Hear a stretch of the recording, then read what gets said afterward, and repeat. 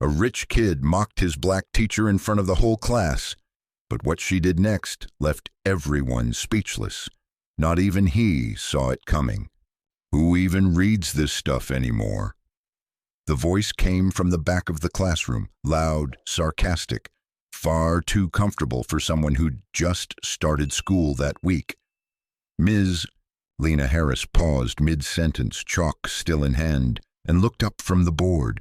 It was Tyler Grayson, 17, smug, arms crossed over a $400 designer jacket, slouched in his chair like he'd bought the building and was just visiting to check on his investment. A few students chuckled. Not because it was funny, but because it was Tyler, and Tyler was new, rich, white, and clearly used to people laughing when he opened his mouth. Tyler raised his voice and mimicked a thick Southern accent, her accent. And then the little slave boy said, "Yes, sir, I's gonna pick that cotton real fast, sir." He doubled over, laughing like he'd just killed at an open mic night. A couple of kids laughed again, this time nervously. Ms. Harris said nothing. She just stood still, like a statue, except her eyes. Her eyes were on fire, not with rage, but with something deeper, something that made the entire room fall silent in seconds. No yelling, no slamming books, no sending him to the office. She simply turned, walked back to her desk, picked up a notebook, clicked a pen, and spoke. "Tyler!" His name floated across the room like a feather, but landed with the weight of a brick. "You'll be staying after class today." He smirked. "What for?" She looked up, smiling just slightly. "To start your assignment." The class looked around, confused. There was no assignment, at least not one she'd told them about. But nobody asked questions, not when Ms. Harris used that voice. It was the kind of voice that didn't beg for attention. It commanded it, not with volume, but with certainty.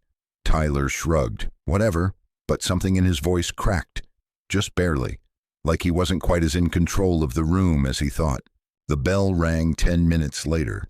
Everyone scrambled, backpacks zipped, sneakers squeaked on tile. Eyes were everywhere except on Tyler. He stayed seated, watching her, waiting for the lecture, waiting for her to bring the hammer down. Instead, she opened her top drawer and pulled out a plain folder. No markings, no label, just old manila, soft from time and use. She slid it across the desk to him. "You'll open that when you get home, not before, and you'll come back tomorrow with your answer." He narrowed his eyes. "Answer to what?" She didn't blink. "To whether you want to keep pretending or if you're ready to learn something real." He let out a short laugh. "Lady, I've been to 3 different schools in the last year. You think I haven't seen real?" "You've seen money," she said, her voice still soft. "Not truth." The folder sat there between them like a live wire. Tyler didn't touch it, just leaned back, stared her down, waiting for her to fold, but she never did. And for the first time in a long time, Tyler Grayson didn't have a comeback, but before he could decide whether to throw the folder in the trash or actually open it, he'd learned just how serious Ms. Harris was and how far she was willing to go to teach him a lesson he'd never forget. Tyler didn't open the folder that night. He tossed it on his glass desk in his oversized bedroom in Sandy Springs, Georgia, where the lights dimmed by voice command and his Xbox sat under an 80-inch TV he barely played anymore. He scrolled through his phone, watched half a video, muted it, then stared at the folder. Still there, unbothered, silent, waiting. By midnight, he was pacing, not out of fear, at least that's what he told himself. He just couldn't stop thinking about her face, that calm, that confidence, the way she didn't even flinch when he mocked her. He'd seen teachers cry, seen them scream, get red-faced and overwhelmed. Ms. Harris? She didn't break a sweat, and that annoyed him. The next day, he showed up early, not to apologize, not even to talk. He just wanted to watch, see what kind of spell this woman had on the rest of the school, because clearly they liked her. She walked through the halls, and students greeted her like she was a celebrity, not out of fear, out of respect. Seniors fist-bumped her, freshmen smiled and waved, and every teacher who passed gave her a nod, a real one, not fake. He sat in the back of her class again, arms folded. This time she didn't call on him, didn't acknowledge him, just kept teaching like he was part of the furniture. And the weird part? The lesson wasn't bad. They were reading The Souls of Black Folk by W.E.B. Du Bois. But she wasn't just talking about the book, she was talking about the people behind it, the context, the history, the humanity, and the students, they were into it. Tyler noticed this kid, Marcus, he thought his name was, leaned forward like he was hanging on to every word. That's when it hit him. This wasn't just a class. This was her room, her space, her rules, and somehow, even without raising her voice, she ran it like a boss. He stayed after again, folder still untouched in his bag. Ms. Harris didn't ask. Instead, she handed him an envelope. "This," she said, "is your next step, if you're serious." "I haven't even looked at the first one." "That's your choice." He rolled his eyes. "This a game to you?" She looked straight at him. "No, this is work. The kind of work you've never had to do because people like me had to do it for you." There was no malice in her voice, just facts. That night, Tyler finally opened the folder. Inside was a photo, black and white, an old man in a worn suit sitting on a bus bench. Underneath it, a single name, Walter Brooks. On the back, one line, "Find him, listen, no phone, no recording, just you, a notebook, and ears that are finally open."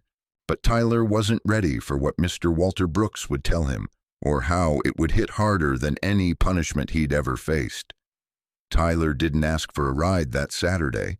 He didn't want his dad's driver, the sleek black Range Rover, or any of the usual comfort. He took the city bus instead, just like the note said. He had to transfer twice. The last stop dropped him near the edge of East Point, Georgia. No fancy shops, no craft burger joints, just tired buildings, faded signs, and sidewalks that cracked like skin left out in the sun too long. He walked 3 blocks until he spotted the bench from the photo. There he was. Same suit, same posture, same stare. Mr. Walter Brooks, 86 years old, skin like leather but eyes sharp. Too sharp for someone who was supposed to be retired. Tyler approached, unsure. "Mr. Brooks?" The old man didn't move. "You the boy Lena sent?" Tyler blinked. Yeah, I guess." "Don't guess. Either you are or you ain't." Tyler nodded. "I am." Mr. Brooks finally looked up. "Sit." He sat. No small talk, no pleasantries, just silence. And then, "You ever been called boy by a grown man who knows your name?" Tyler shrugged. "Not really." "I have," Mr. Brooks said. 53 times by the time I turned 16. 38 of those by men in uniform." Tyler didn't know what to say, so he said nothing. "I marched with King once," Mr. Brooks continued, "but only once. Got cracked across the ribs by a cop with a baton. Never marched again.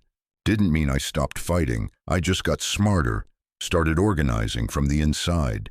Tyler leaned in, finally curious. "Ms. Harris said I should listen." Mr. Brooks smirked. Did she now? That woman's got more sense in her pinky finger than most folks do in their whole body. You messed with her, didn't you? Tyler looked down. Didn't think she'd actually do anything, he muttered. Mr. Brooks gave a slow, raspy laugh. She didn't have to. She sent me. He reached into his coat and pulled out a folded paper, yellowed, delicate. It was an old newspaper clipping. Local teen wins state debate. Demands curriculum include black authors. The photo was fuzzy, but there was no mistaking her, 17-year-old Lena with thick glasses and a serious stare.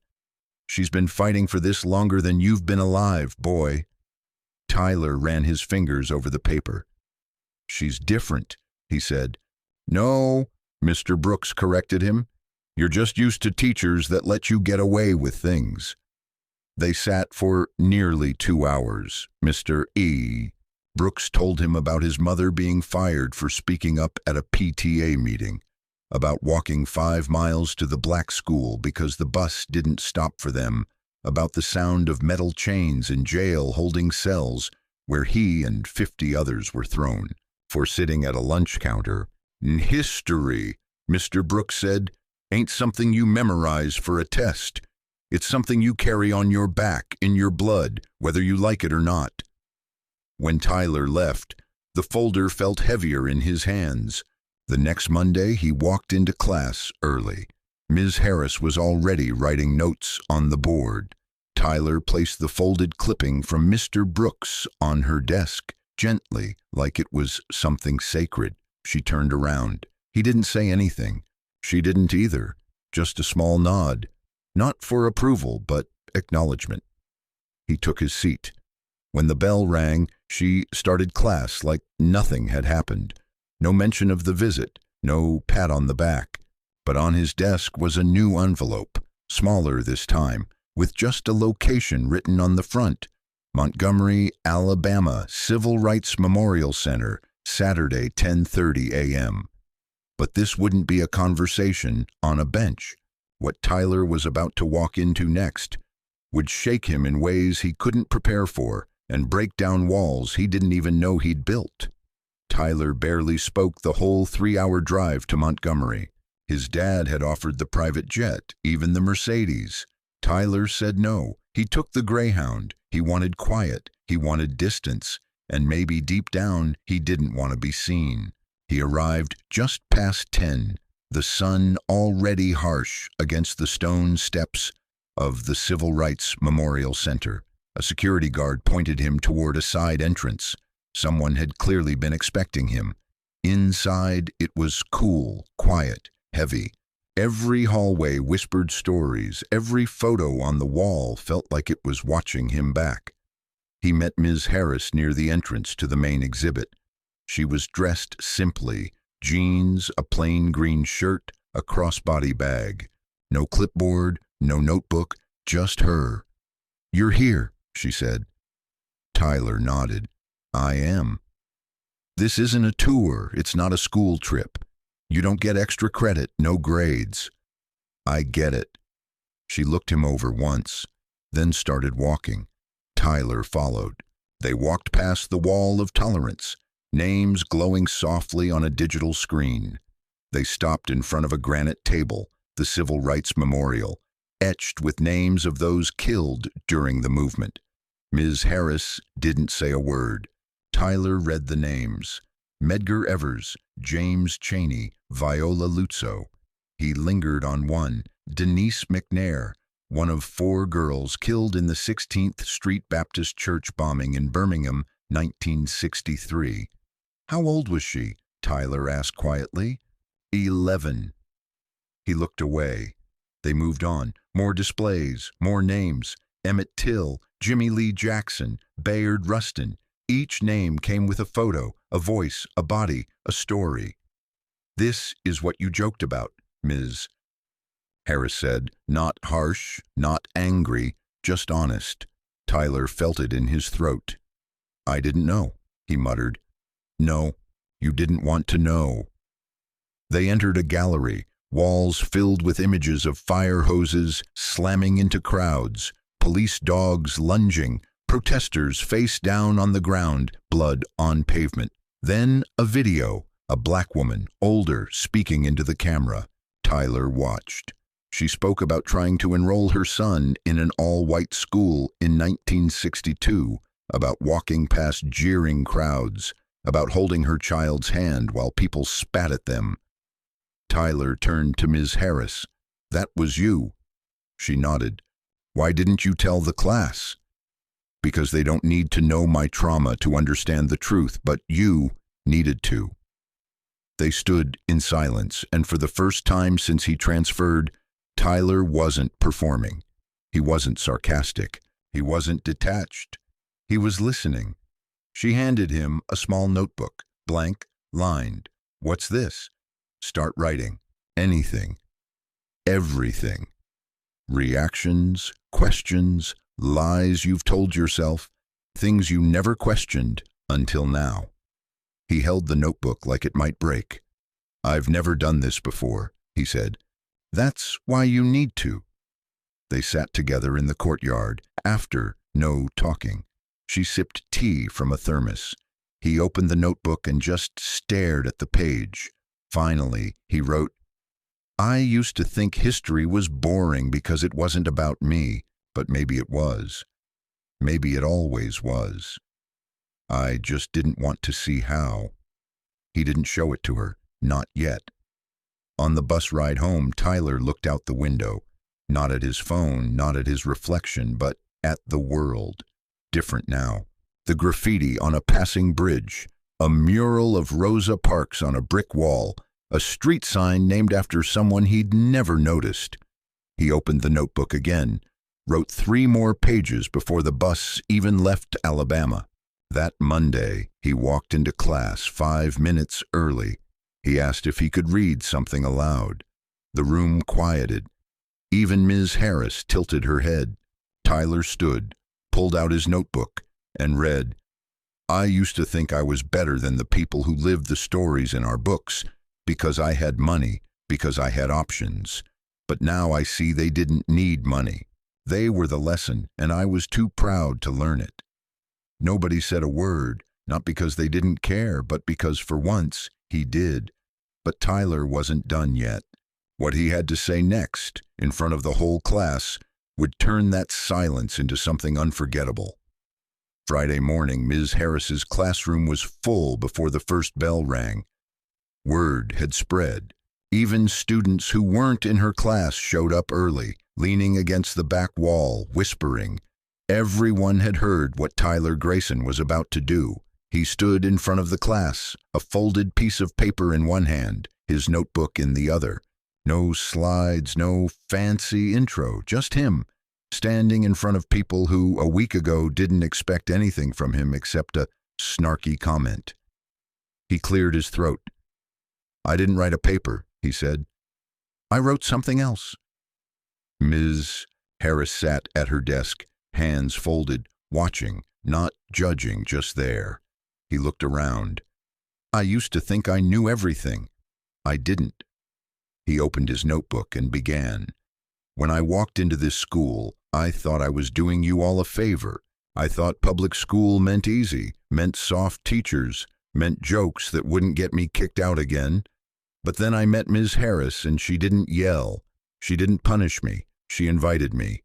She gave me a chance to hear voices I'd ignored, people I'd never think to talk to, stories I wouldn't bother learning. Mr. Walter Brooks looked me in the face and told me about the day he stopped marching because his ribs were cracked open by a police baton. He told me, this is history, not the kind in books, the kind we live, the kind we bleed.